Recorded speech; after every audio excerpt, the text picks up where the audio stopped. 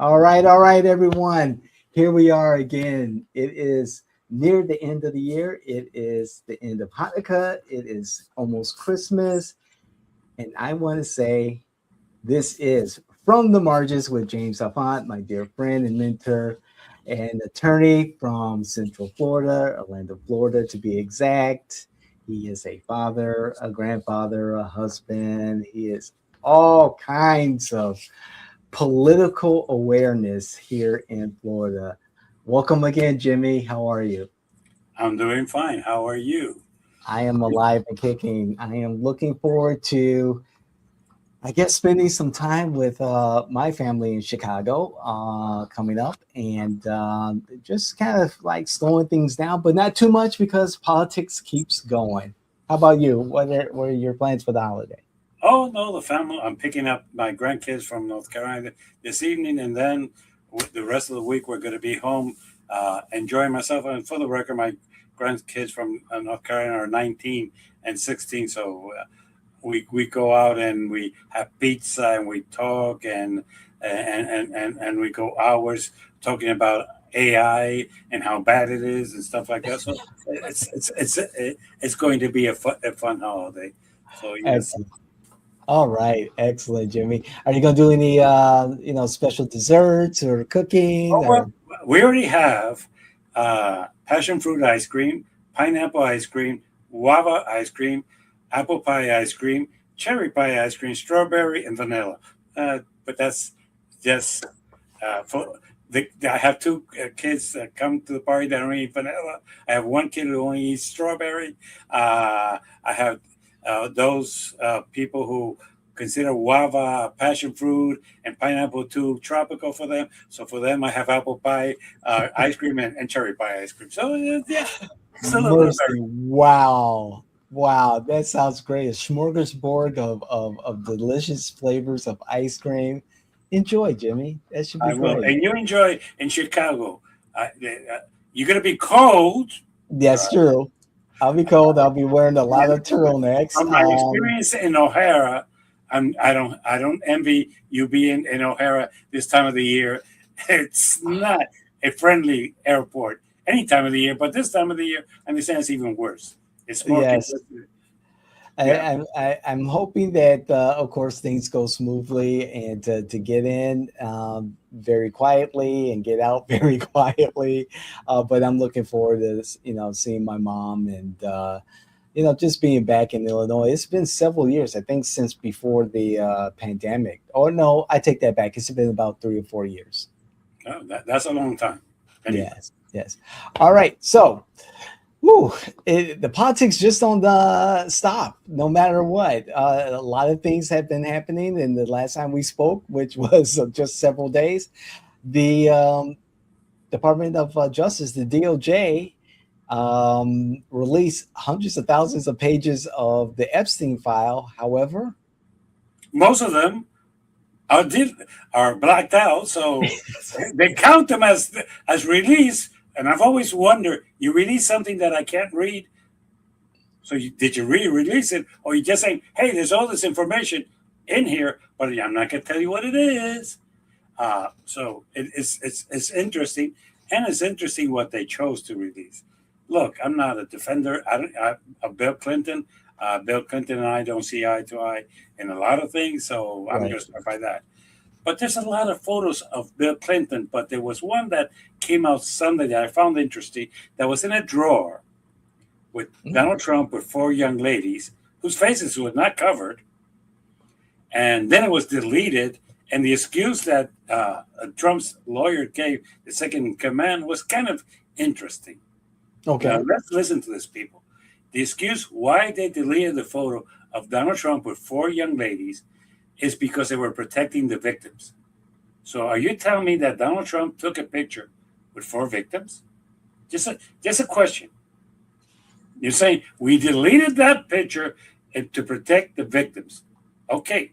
So the four people in that picture with Donald Trump's, you're telling me are victims of of Epstein and were in a photo with Donald Trump at the time that Donald Trump was friend with Epstein. So is there something here I should see? Uh, I think they did a lousy job. When the Republicans are complaining, when the Republican podcasters are complaining, okay, when the conservatives at the meeting up that was going up this week are complaining that they did a horrible job, I don't have to say anything. It's been said Right. by Republicans who say that they did a horrible job. Look, did you really expect the Republican uh, Department of Justice to release photos of Donald Trump in there? And strangely, I will bet you anything that his name is mentioned. Look, they have never charged Donald Trump and they never charge Bill Clinton That's right. because they say there's not enough evidence. I will give them certain extent of courtesy to say you might be true. That might be true. The truth also might be that these are two powerful men who basically have threatened and not permitted it. So you have that in mind. Look, the Epstein files are not going to be released. You could pass all the laws you want. You could pass whatever you want. And the Department of Justice is going to take you to court and say why they are deleting what they're deleting. And I'm going to ask one question to everybody this week. This is my question of the week. Do you really trust the United States Department of Justice, controlled by Pam Bondi, to release all the Epstein files? A simple yes or no. My answer is no. What is yours? I I understand your question, and I don't think they would release unredacted, the completed unredacted files. I think they are using the cover of an ongoing investigation into the Clintons. That's why they've been asked to give testimony. They've been subpoenaed in front of Congress. Um, I I don't see the end game here, and I mean, we understand that powerful people were involved. The victims are adults now. A lot of them have already spoken to the public and are publicly aware. So protecting the victims, I'm sure there's other, victims that have not come to light. I'm sure about that. However, I'm looking at the end game here. Is this is the push to have these files just a matter of justice being served, or is it just another political pawn to discredit the president, or to help the Democrats win in 2026? Neither.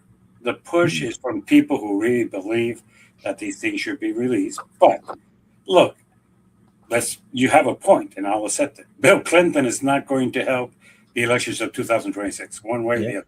He's gone. The strangely, there are people there that are kind of interesting because even there were people at a TED, and for those of you who do not know, TED is where you go in a think tank and people share their knowledge with other people of knowledge. And some of them are powerful, and there's no question about it. And there was an event that was Bill Gates was there, and some other people from the media were there, and Epstein was there. Okay, and yes, and there's pictures of them at that participating at that event. That does not mean anything to me. I understand that. But those pictures are being put out there because they're trying to deflect the thousands and thousands of pictures of Epstein and Donald Trump. And what they're trying to do is very simple. Look, you could publish other pictures of Bill Clinton. We've always known him, like Donald Trump, to be two perverts. And I'm sorry. That's fine. The problem is if you try and say, look, this guy did it, but we don't want to publish about our guy. They're protecting him. And that's what they're trying to do here. I don't think it's anything about the result of elections. The group of people who are pushing this, the Epstein thing is not going to have the thing result on the elections. What's going to have the result is in about 7 to 8 days. You're going to get hit with an increase in your premium for your health insurance, and the Republicans are not going to have a good answer for you they're not going to be able to solve your problem. And they have the presidency, the House, and the Senate, and everybody knows, and their cousin, that there was an issue made about this, and that they voted it down, and that basically Mike Johnson has canceled everything in the House into next year because he doesn't believe in helping Obamacare because of its name. Okay, simply put, because of its name, they want to create something which they have never done, and to be quite honest, this is going to be the devil, not Epstein. Look, the United States of America has always known that Donald Trump is a sexual pervert. I mean, that's no secret. I mean, he's been quoted to show how deviant he is. I mean, we know that he had sex with the porn star. There's a picture of them, both of them together, and basically she submitted it. So and he's never really denied it. So it's and that he always wrote that he loves young and beautiful women, and he even made a comment on TV that if his daughter was not his daughter, oh God, I don't even want to go to that. Yes. So what I'm trying to say is, with all due respect, we know that. We know that he lies. So that we know that he was friends with Epstein. So is this going to affect this election? Not really. What's going to affect this election is the health care, or I'm going to take away a Republican statement. I'm going to make it mine. When they tell you that affordability is an issue invented by Democrats, when they tell you that the economy is going well, I'm going to tell you who to trust. Don't trust a politician. Trust your eyes. When you walk into the store, are things more expensive? Trust your eyes. When you go to a restaurant, are the prices increased? Trust your eyes. When you receive your health insurance premiums and they're higher, trust your eyes. When you receive a bill that is increased in price because the price of oil is skyrocketing because of the stupidity of stopping tankers just to make a political point, trust your eyes. Mm-hmm. Don't listen to Donald Trump. Don't listen to the Democrats. Trust your eyes. Right. And you will be able to vote against those who have increased your prices. Agreed. And that is a good segue to another topic, Jimmy, in regards to a potential government shutdown in January over healthcare costs, over the American Care Act or Obamacare. Like you said, there's no decision yet. Now the Republicans are in the hot seat. They control Congress. They control the White House. And although there has been several plans presented, we're at such a stalemate that premiums are guaranteed to go up because the extension of the subsidies were not approved or have not been approved, and it's unlikely they will be approved before the end of 2025. Are we facing a crisis here? And is this an opportunity for both parties to actually sit down and come to a solution, or maybe one party take the reins and say, hey, this is our plan. This is for America. It's the best that we can do. Well, it's going to be interesting because we have two sets of agencies that have to approve this, the House and the Senate. Mm-hmm. The House has 4 Republicans who realize that if the premiums go up, they're fucked out. Simple. They don't, and they went and they got into the 218 to force a vote on the floor of the U.S. House. And if they vote with the Democrats, the subsidies are going to come out. And they're going to be taken to the Senate. And there, the Senate, I don't know that we have the amount of Republicans that would go along to vote for it to make it pass. Again, the fault will fall on the Republicans. Right. Again, I think this is the problem. You have to understand how things work.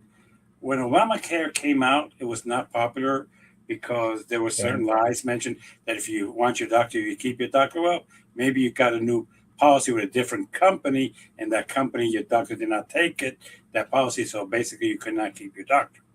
And it took at least 5 to 7 years to people really appreciate Obamacare.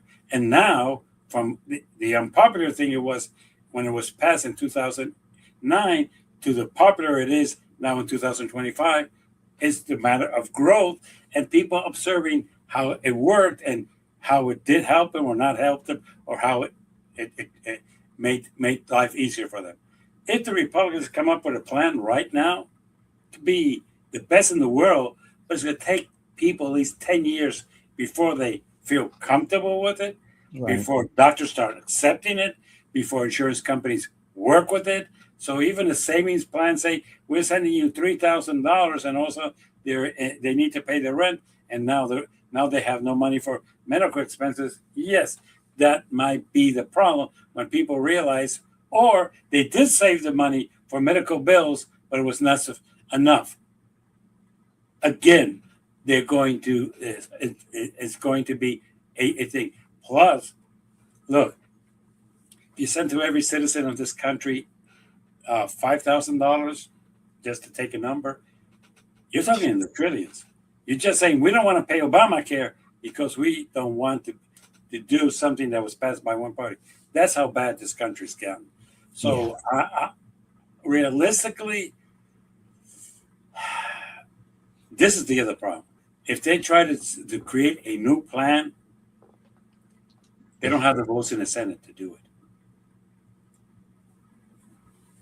Wow. Budget-wise, they don't have the votes. They don't have the 60 votes in the Senate to pass a plan that if the Democrats say, this plan, we don't agree with it, and they just back off, it's not going to pass. That's how bad things are right now. But the reality is, right now, people know who is to blame. That normally you could try to shift it around. You know, the 18 minutes last week of the president blaming everybody but himself, nobody bought that. Right. Again, trust your eyes. When you get those premiums in January that are 200% and 300% more, that could increase. By the way, for those of you who do not know simple math, pay attention to the fuck up of the week of the Republicans. You're going to be surprised. Oh, okay. All right. Looking forward to that. Jimmy, I understand the GOP having concerns about the inflated premiums to the insurers through the ACA. The premiums went up during the pandemic and shortly after. That's very clear. And the cost ballooned. And the Democrats, liberals will want to keep that same level of funding of the subsidies based on that formula. I guess there's no going back to the pre-pandemic funding levels for the subsidies. This is expensive. Healthcare is expensive, and something has to give. What? No, it is expensive, and thank for using those terms. So if you say, I'm going to give you $3,000, which is the number that's running around there, for your medical bills, you're talking, you might want to find a health insurance that costs an average of $250 a month. Mm-hmm. Good luck. Yep. Oh, well, no, this is a subsidy. You should pay the difference. People are working paychecks to paychecks. People are depending right now and been depending for the last, just so we understand this, for the last 15 years on this plan, more or less. And you're going to tell them, no, we're going to stop this. Fuck you. Here's $3,000 and you're on your own.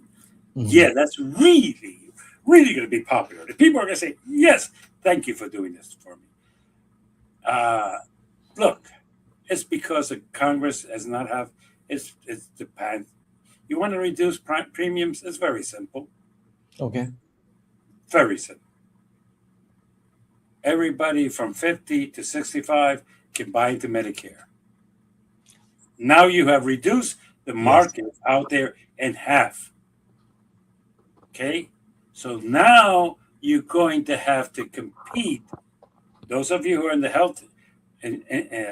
healthcare industry, for the people between 25 and 40, that group of people, 15 years.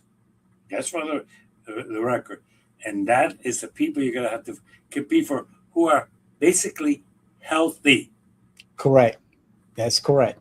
That's who will say to you, at 27, you want to judge me? How much? Fuck you. I'll be self-insured. That will force the industry to say, hey, yeah, we could work with you. Right now, the industry controls the House and the Senate. They're their bitches. They put money in their pockets. They're corrupt, and basically, there's no incentive. You take and say everybody over the age of 50 to 65 can buy in. We're not giving you anything. Can buy into Medicare, and we'll go from there. Yes, the subsidies of Medicare are much cheaper than the subsidies of Obamacare. That's for the record. So you save a bunch of money. The problem is that, but Medicare is run by the government. Let me tell you something. I'm of the age. I've had Humana. I have United in the past. I have had other companies as health insurance, and I have Medicare. I'll take Medicare twice a week and 5 times on Sunday before I go back to any private industry. Why? Because normally I'm not excluded of anything. The only thing that recently I was denied by Medicare is because I wanted to test myself for something, and because it was not medically necessary. It was more of a vanity of mine. Okay. They said no, and I said I'll pay for it. It's my vanity, and it's something that I want to know. And an example of what people want to know about themselves, it can include the other day. Just so everybody knows, this is something that we're trying to get through Congress. Medicare will not pay for early testing of Alzheimer or dementia. There is a test. It's expensive. Okay. But they won't pay for it because it's not medically necessary, because it's not something that, plus, and they have a point, if you find out that you have it, there's no really treatment for it. Correct. So, but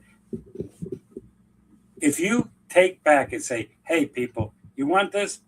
Here's Medicare for everybody, 15 above. You pay me $189 a month. They don't have to send you the $3,000 subsidy. As a matter of fact, instead of sending it to you, we'll pay for it. We can control everything. It is something, but realistically, my concern is I don't think people are thinking of this. $3,000 a month means that you would have to have health insurance that costs $250 a month. That's $3,000 a year to get health insurance, and that would not cover anything that's not covered by your health insurance. That would not cover your dental. That would not cover your vision. So people, let's get this clear. Obamacare is what I like to call the best of the worst. Yeah. Sure. Is it the best? No. Is it the worst? No. Do you have something better? Maybe. Is it going to be cheap? Hell no. Why are we in this 2025 depending on private insurance companies who are there to make a profit out of our health? And I like that idea of paying into Medicare after a certain age and being able to be a part of that large pool of Medicare recipients. I think it's a proven system. It works. It's efficient. And paying into it, I understand that it's my choice. I understand that what the benefits are, and that is something that I will receive as I get older. I endorse that idea. I really do. I think that's a great idea, Jimmy. And There is a solution. The problem is that the government doesn't have the guts because it would affect the private industry who pays them to do what they tell them to do. right. Look, one of the things that people do not realize that Obama said this, and when he was asked the question, he said he couldn't have never passed the Affordable Care Act through the House and the Senate without the endorsement of the private health industry companies. They endorsed it, and that's how they got votes of Republicans and other people because they say, hey, yeah, no, we're good with this. Go for it. But right now, this is what I'm trying to ask everybody.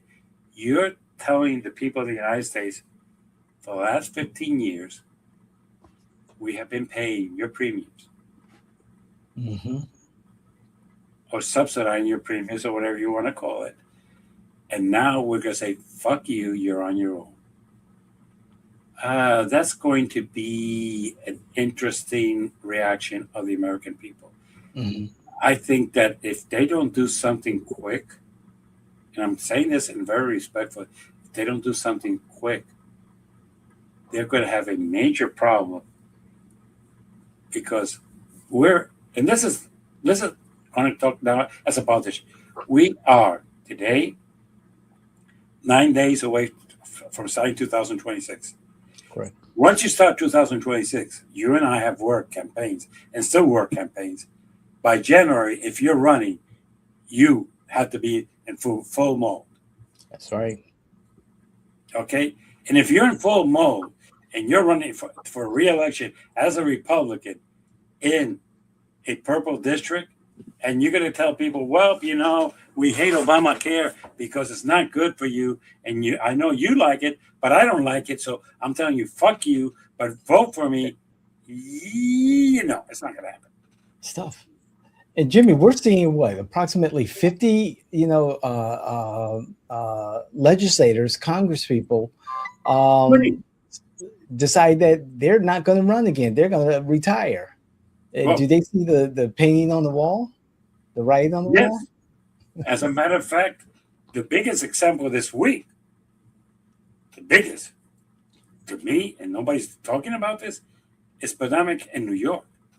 She canceled her governor race because she couldn't, because she feels that with Donald Trump endorsing her, she doesn't have a chance of winning. But she's decided not to run for re-election for Congress because her district is so purple that she realizes and she knows that there's no way once the premiums go up that she could get elected. Because it's not age, okay? She's not that old. It's not that she's been there 24 years because she hasn't. She just has seen the handwriting on the wall. One of the members of Congress that had this full support of Donald Trump, well, but in New York, he refused to endorse it. Don't know why. And she didn't really want it because she was afraid that would hurt her. But still, she decided against it. And Stefanik, again, like you said, had the support of the president, a staunch supporter of the president. He was going to tap her to be in his cabinet, the representative to the United Nations. And so this is another major MAGA female representative to say, I'm done after, MTG. And it's like, whoa, what is happening here? What is going on? What's going on is, look, they're not stupid. You and I have run campaigns where we had to tell a candidate, look, things are not going well. Your chances are slim to none or none. You might want to think about it. I think that their campaign people tell them, look, you went in New York in a purple district and you barely made it. But right now, with things the way things are going, with this, I think you're better off running for governor. Then she decided to run for governor. Then the numbers for governor are horrible because the female advantage is they're both female, so that vote will be split up. Right. So then the dominance of Democrats in New York would be the factor there. So basically, it is the handwriting on the wall. Look, there's 50 of them who are not running for re-election. If you think that's just a pure coincidence, I'm going to say this in a very respectful way. There are no coincidences in politics. That's Period. right. There are none. None. Everything in politics is thought through, discussed, and done. It's all about the numbers. It's all about the momentum, and it's all about how things are. Right now, the momentum is not with the Republicans, and that's an understatement of the week. It's not. But if you're a Republican in a purple district, and you're going to walk into your district and ask for a re-election when the prices are going up on everything, and your president is just saying, no. Affordability is a word invented by Democrats. As a matter of fact, affordability is a word that's been in the English dictionary for years. Just for the record, for those of you who do not know. But it is something that we need to realize that at this point is going to cost the election. But I'm going to make a bold prediction. Okay. It is not in the best interest of the Democrats to shut down the government at the end of January. Agreed. I think, for a Corey, different reason that you might not know. As long as the Republicans refuse to do something about the Affordable Care Act or the subsidies, or to come up with a plan of their own, the more it's going to cost them in November. So it's in the best interest is for the Democrats to say, hey, we're here. Hey, we've been presenting things. Hey, we've been trying to fix this. And they refuse to do so. No. The government's not shut down. The government's operating.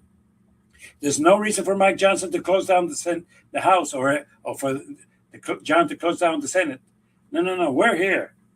There's no problem. We are winning. We have presented our things. There's a project in the House which for Republicans joined to continue the subsidies for three more years. Okay, that's going to be voted on the floor, and it's going to pass. It's going to go to the Senate. It's going to die. But again, we're here. We're working. It's their fault, and proving to the American people that it is the Republicans who are screwing them. That is the best way they can operate. It doesn't help them because they already know that they already shut down the government for this issue, and it didn't pay off. Okay, and most people don't care about the federal government. I'm sad to say that, but they don't care about the federal government. Right. And so if their employees are not making money, they really don't care. Now, when they get a price increase, they say, holy shit, I'm paying 300 or 400 times more. No. And I know that Senator Chuck Schumer from New York quietly stated that there's no appetite for another shutdown. We'll see how it goes in January. I wish that I know it's the holidays, but I wish that the Congress people will stay in D.C. and work something out. These are one of those issues that could be resolved if they weren't so stubborn. Yeah. Look, I'll give you. You want to save money? Go to the American public and say, look, we were giving you and just to make up a number, $90 subsidy. Really, things are bad for the government. We're going to reduce it to $60. People will swallow that. Believe it or not, they will swallow that. But saying, screw you, we're not going to give you a penny. We're not going to help you. You're on your own. And that one, they won't swallow. Particularly when they just know that they don't have the money because they gave a tax cut to the rich. People are not that stupid, people, please. Yeah. I think Donald Trump thinks they are, and maybe there are some that are, but still believe that, that affordability is a word that was invented by Democrats.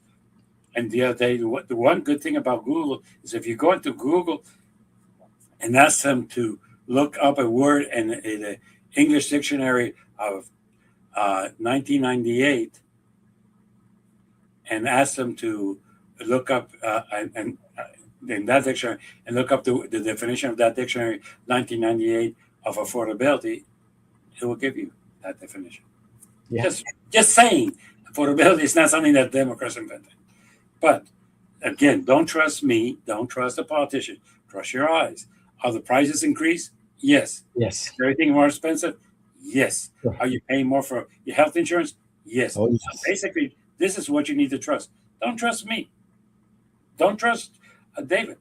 Trust your eyes. Do your own work. That's what you need to do. So, Right. David, what have we had this week as to comments? I know. Oh, let's hear what our friends on the internet have said.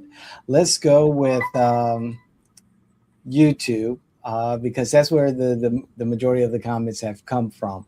Let me bring them up, Jimmy, and they were in response to our shorts. And again, we had someone say about 3 days ago, this is King Talamani 4327. Trump did, and this was in response to the truth about Trump's promises. What went wrong? And King Talamani said Trump did more good things for American people than Obama and Biden put together. That's a fact. Trump may not fix all shit the Democratic leadership did, but he is a better president than any of those Democratic presidents from Bush to Biden. Oh, democratic presidents from Bush to Biden. Demon Democratic Party is the worst. Like those like Marjorie join for fame and money. That's from King Talamani in regards to the truth about Trump's promises. What say you, Jimmy? Oh, I never thought I would defend Marjorie, but before she became a member of Congress, for those of you who do not know this, you go and go to a disclosure, and you'll find out she was a millionaire before she joined. As a matter of fact, she self-financed her campaign. For those of you just who did not know that, did she make more money as a congressman? Definitely. I'm not going to try to hide that when they all do. Okay, so let's stop pretending. I understand that you think that Trump is a better president. Not sure that you answered the question. You just decided to bullshit me by saying that he's a better president, but you haven't told me what he did that makes him a better president. Look, I like to deal in facts. Facts is Obama gave us Obamacare. Okay, Biden refinanced it, and Biden basically straightened out a lot of the messes that Trump did. If you want to tell me that Biden was a bad president, I'll accept that. I really will. If you would accept that Trump has done nothing to help the average person in this country, I think that's a fair exchange. But just you want to throw it in there, Trump, Bush? Okay, it's kind of interesting. You left Bill Clinton out of that, who was a predecessor and who was a Democrat. But if you don't want to include Bill Clinton, that's fine with me too. After all, we all know that Bill Clinton is a Dino. He's more of a Republican than he's a Democrat. But that mean that as it may, you probably could not criticize him because he left everybody with a balanced budget. Yeah. Okay, he brought down the deficit and everything. So that part you probably cannot criticize. Look, Donald Trump is a great communicator. I'll give him credit for that. He is a great bullshitter, which is a requirement for a politician. But again, this is the question. Stop being chickens.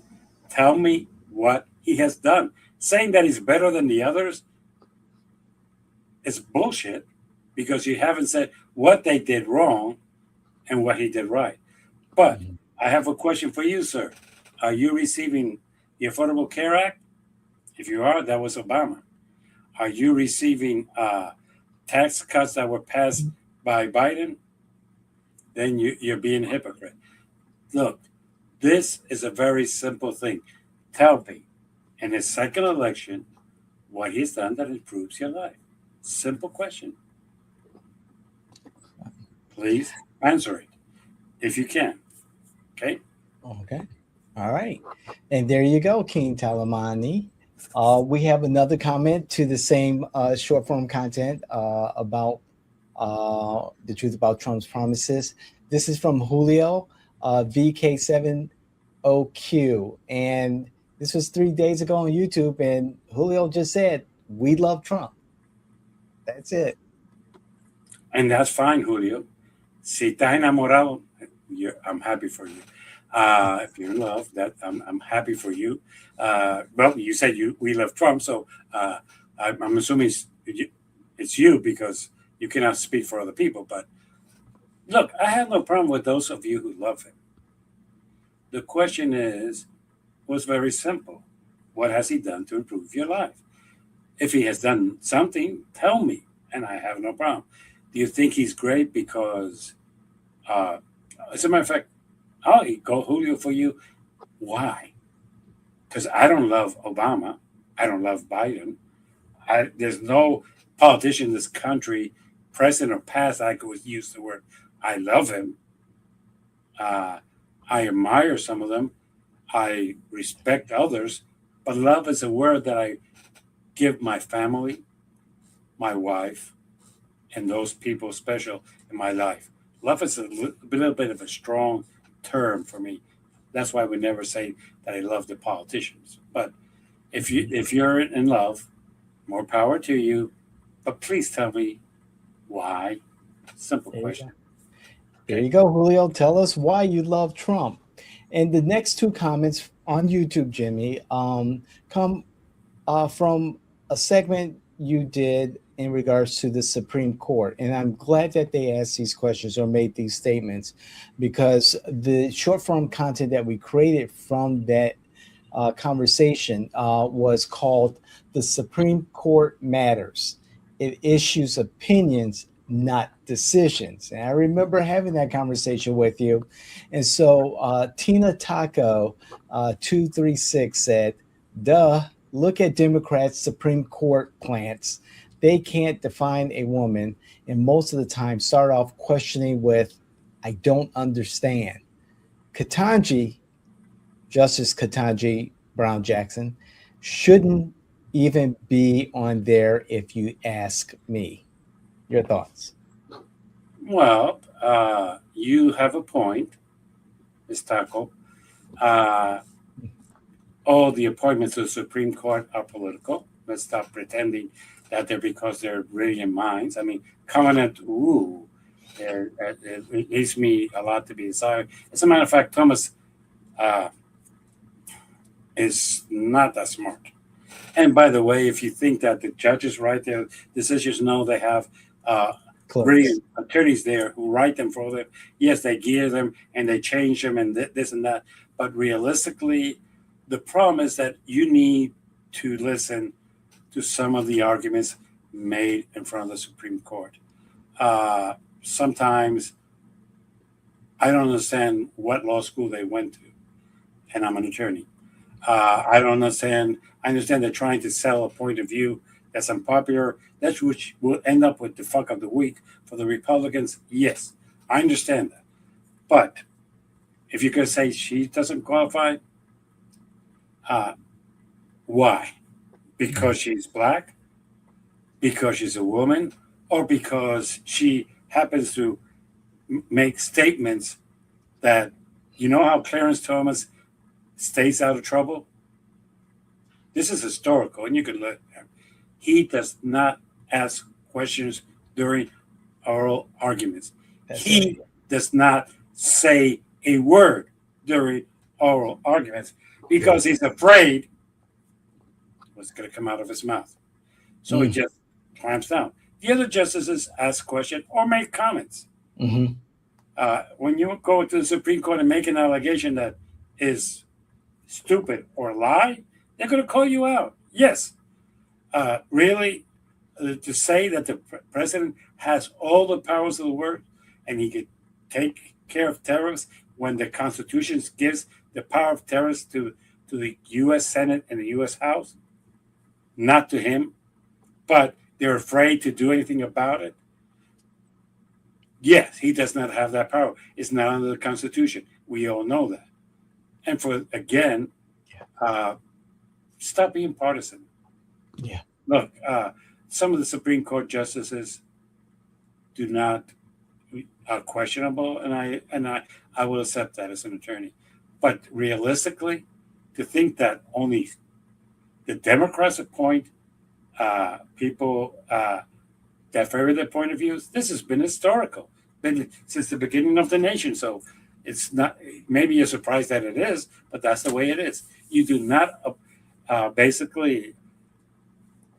You do not do what Ronald Reagan did, that he appointed somebody who then bit him in his ass. So yes, it is what it is. As a matter of fact, if you ever want to know a little bit about the Supreme Court, take the time and take the Muhammad Ali's Greatest Victory movie. Okay. I don't know if you've ever seen that one. I have not, sir. You might want to see it. Okay. It gives you the operating of the United States Supreme Court to a T.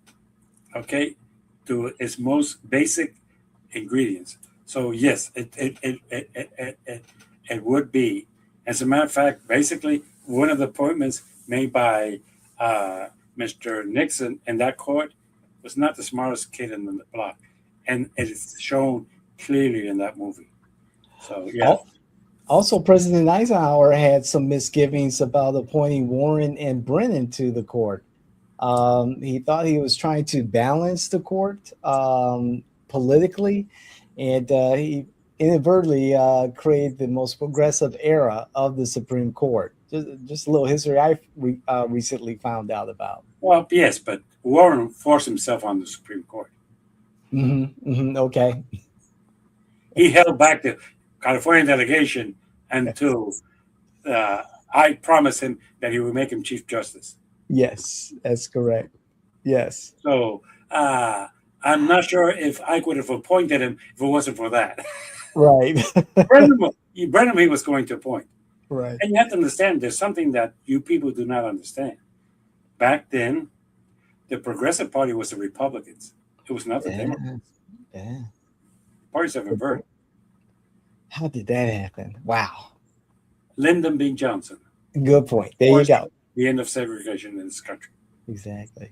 One more question from YouTube. And Jimmy, if I read this correctly, this person actually agrees with you. This is from Jane Doe 4. And Jane Doe says the Supreme Court is supposed to be unbiased. Thomas has taken bribes for his decisions. They are the most corrupt ever. And as for the Civil War, yeah, you're right. But don't think we would have, but you think we would have learned. I'm so sick of hyper Christians trying to shove their beliefs down our throat. So Jane Doe agrees with you partly, but then adds a lot to that. And she does, and to be quite honest, both sides are trying to put things down our throat. And this is what when people talk to me about woke, well, yeah, woke is a response to the ultra-conservative Christians trying to tell us this is the way it needs to be, and these people pushing back, or it could be the reverse, that woke came first, and this is the ultra. They're pushing back both. So when people try to tell me, well, the Democrats have this, yeah, you have this on your side, so you might want to see how you do this. Okay, so let's go into the fuck ups of the week. All right. Here we go. Of the week of the Democrats is a simple one. People, you need to get organized. You have the chance of your life to win this election, and we're still so disorganized. Your chair at the national level is an idiot, and I don't think he could put together a campaign. We need to work the House and the Senate, and we could be surprised. Not South Carolina, the person running against Lindsey Graham is 4 points behind. And for those of us who do politics, that's within the margin of error. That is. It's good. The next thing that we need to do is to realize that. But the major one, it is still the gift that keeps giving us. I want to thank the Democratic campaign manager, Donald J. Trump, for keep giving ammunition for the Democratic Party to win the 2026 election. Right. This is where I'm concerned, but at the same time, this is a major fuck. We all know that Donald Trump went and decided to go and talk to the United States public because Susan Wills tried to deviate her Vanity Fair thing. Because at the end he said, she made me do it. So don't try to pretend that I'm saying something that he didn't say. He said, Right. Susan Wills made me do this. Okay? He said it at a speech. Okay? He said that he had forced the drug companies to reduce their prices and that drug prices were down 4, 5, and 600% down. Now, that fuck up is, I'm not going to go there. Right. But a member of his cabinet who should know math, after all, he's a Secretary of Commerce, Look, wait. is saying to everybody, he went to channel to NBC, was interviewed, and tried to explain that yes, there's something as simple as a reduction of 600% of a price, and that they didn't have to pay you back. Okay, but I ask you a simple question: what is 100% of $10? $10. Okay, so if a thing cost me $10, and now you reduce the price 600%, you would have to give me money to buy I'm it. giving you money. Simple math. But the fucking asshole, Ludwig, who is our Secretary of Commerce, went to explain that in math that is possible. And he gave an explanation that basically his math doesn't add up. He's our Secretary of Commerce. We're fucked. Our Secretary of Commerce cannot figure out what is 600%. So with that, we can conclude this week. We could go back to our homes and enjoy Christmas. Have a happy Christmas. I'm going to say that because this week is Christmas. Hanukkah just finished, if my math is correct. And the next one, I will be here in time to tell you Happy New Year's. Enjoy yourself. Subscribe. Give us our comments. At least I answer your comments. Yes. I Yes. that. Tell me if you like it. Tell me if you dislike it. But basically, please maintain the conversation open. And this time during Christmas, when you meet with your crazy relatives who might disagree with you, don't insult them. Just say, I love you. With that, take care, and I'll see you next week. Thank you, Jimmy. Enjoy your holiday. God bless. Thank you, sir. Okay. All right.